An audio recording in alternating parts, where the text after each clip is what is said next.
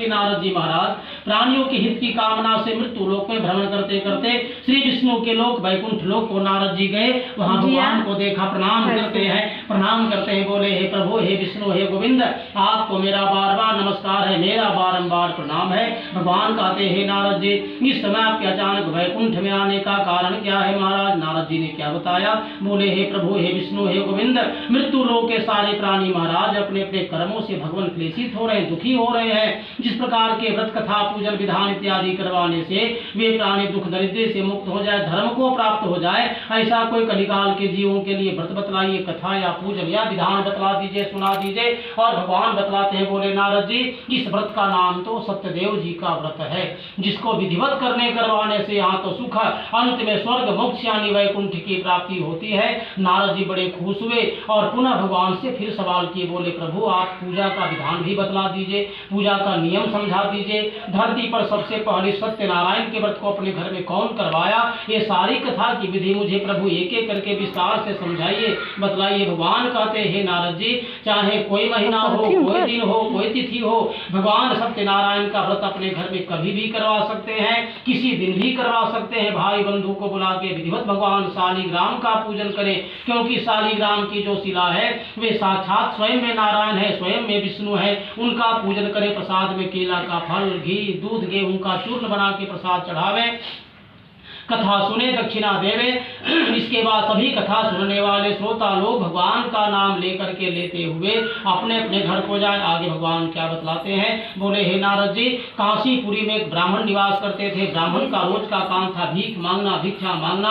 सत्यदेव जी को बड़ी दया आई, एक विप्र का वेश बना के भगवान काशी नगरी में पहुंच गए और ब्राह्मण से पूछा, हे ब्राह्मण देव, आप यह क्यों भिक्षा मांगते हो? ब्राह्मण क्या बतलाते हैं, मैं बहुत ही गरीब हूँ, दरिद्र हूँ। यदि हमारा आप कुछ उपाय जानते हो जिससे हमारे दरिद्र दूर हो जाए तो हमें वैसा कोई व्रत बतला दीजिए, पूजन बतला दीजिए। भगवान भी क्या बतलाए, बोले हे ब्राह्मण, अपने घर में सत्यनारायण के पूजा को आप क्यों नहीं करवाते हैं? उस व्रत को अपने घर में आप कीजिए, आपका सारा दुख दरिद्र दूर हो जाएगा। और भगवान उस ब्राह्मण को पूजा का नाम और विधि बता करके अंतर्ध्यान हो गए। ब्राह्मण ने मन में सोच लिया, इस कथा को अपने घर में अगर कल ही करवा ले तो क्या हर्ज है। और ब्राह्मण जब अगले दिन भिक्षा मांगने को निकले तो भिक्षा में दुगना तिगुना धन मिला। बड़े खुश हुए ब्राह्मण। पूजन का सारा सामान इकट्ठा करके भाई बंधु को बुला के विधिवत अपने घर में सत्यनारायण के व्रत को करवाए। और फिर कहना क्या था, जो ब्राह्मण पहले भिक्षा मांगते थे अब तो वे ब्राह्मण धनी हो गए, धन संपन्न हो गए। हर महीने अपने घर में सत्यनारायण का व्रत करवाना शुरू कर दिए। भगवान कहते हैं, सतानंद नाम के ब्राह्मण द्वारा किए गए सत्यनारायण के पूजन को सुन करके, श्रवण करके अपने घर में जो भी कोई व्रत करता करवाता है सभी पापों से मुक्त हो जाता है। इति व्रत कथायाम द्वितीय अध्याय। बोलो वृंदावन बिहारी लाल की जय। आगे भगवान तीसरे अध्याय में क्या कहते हैं, आगे भगवान तीसरे अध्याय में क्या कहते हैं, एवं नारायण उत्तम नारदाय महात्मने, नारदाय महात्मने, कहते वही ब्राह्मण अपने घर में सत्यनारायण के व्रत को जब करवा रहे हैं तो वहां पर क्या संयोग है, एक लकड़हारा लकड़ी के गट्ठर को वही ब्राह्मण के घर के बाहर में रख दिया और ब्राह्मण को पूजा करते देखा, कथा सुनते देखा, व्रत करते देखा।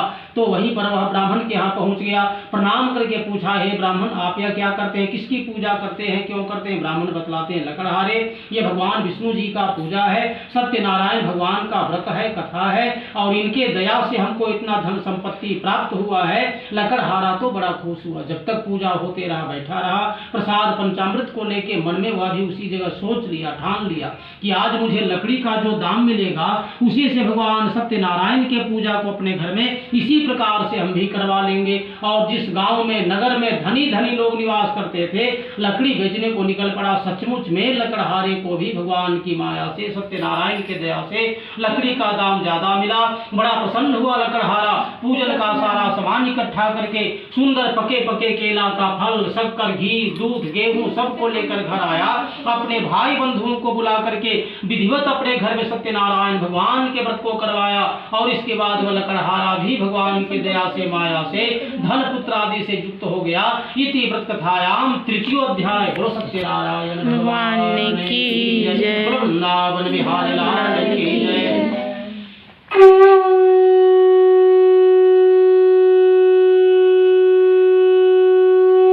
सत्यनारायण भगवान की जय। वृंदावन बिहारी लाल की जय। चतुर्थ अध्याय। अध्याय प्रारंभ। चतुर्थ अध्याय प्रारंभ। आसीद उल्का मुखो नाम निपति बलिनाम्बरः जितेन्द्रिय सत्यवादी जजो देवालयं प्रति। आगे भगवान चौथा अध्याय में कथा सुनाने कहते हैं। उनका मुख नाम के राजा है, बड़े प्रतापी राजा है। एक बार वे राजा जंगल में गए। अनेक कहते हैं कि उनका मुख नाम के राजा जो है वे समुद्र के किनारे सत्यनारायण भगवान के जब व्रत को कर रहे हैं बंधु बांधवों को साथ लेकर के, तो वहां पर क्या संयोग है, एक साधु नाम का वैश्य जो है व्यापार से निवृत्त होकर के नाव में द्रव्य को धन को भर करके उसी समुद्र के मार्ग से नाव को तैयार करके अपने घर की ओर गांव की ओर यात्रा कर रहा है। राजा को तट के किनारे पूजा करते देखा, सत्यनारायण का व्रत करते देखा, तो धन से भरा हुआ नाव को वहीं पर वह किनारे रोक दिया। राजा के पास गया, सबसे पहले उन्हें प्रणाम किया और फिर उनसे सवाल किया, हे राजा आप यह क्या करते हैं महाराज, किसकी पूजा करते हैं, क्यों करते हैं। राजा बतलाते हैं, हे साधु नामक वैश्य, ये भगवान विष्णु जी का पूजन है, सत्यनारायण भगवान का व्रत है और हर महीना मैं इस समुद्र के किनारे पूजा को बंधु बांधवों को लेके व्रत को करता करवाता हूँ। वह वैश्य बड़ा खुश तो हुआ। फिर पूछा, राजा राज्य को छोड़ के, घर को छोड़ के नदी के किनारे बार बार यह कथा क्यों करवाते हैं, ऐसा करने के पीछे कुछ कारण है क्या। राजा कहते हैं कि हे वैश्य, मैं निसंतान हूँ और इसी इच्छा को लेकर के, कामना को मन में लेकर के नदी के किनारे समुद्र के किनारे सत्यनारायण के व्रत को मैं करता करवाता हूँ। वैश्य बड़ा प्रसन्न हुआ और राजा से वह बार बार विनती करना शुरू किया। कहा, महाराज यही वृतांत मेरा भी है, महाराज यही कहानी मेरी भी है।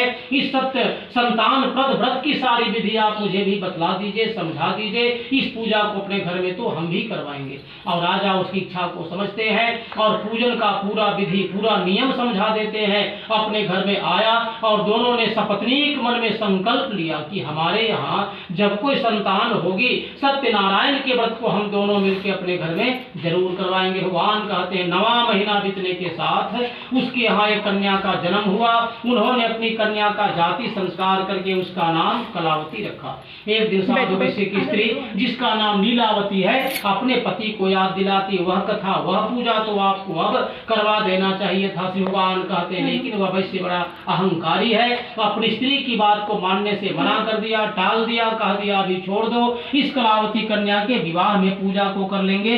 और फिर वह व्यापार के लिए कहीं दूर नगर को धीरे धीरे चल दिया। कहते हैं समय जब व्यतीत होने लगा, दिन बीतने लगा, कलावती कन्या पिता के घर में बड़ी होने लगी और विवाह के योग्य लायक भी हो गई।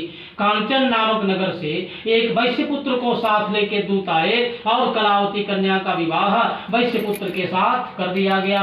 लेकिन दुर्भाग्य क्या रहा, तब भी व्रत करना भूल गया, कथा करवाना भूल गया, पूजन नहीं करवा सका। अपने दामाद को भी साथ लेके एक राज्य में दोनों पहुंचे व्यापार के लिए। रत्नसार पुरे रम्य गत्वा सिंधु समीपतः, रत्नसागर नामक नगर में जाकर के दोनों वैश्यगण व्यापार करना शुरू कर दिए। सत्यदेव जी जो है कुपित होकर के श्राप देते हैं, तुम्हें बड़ा भारी कठिन दुख कभी न कभी तो मिलेगा।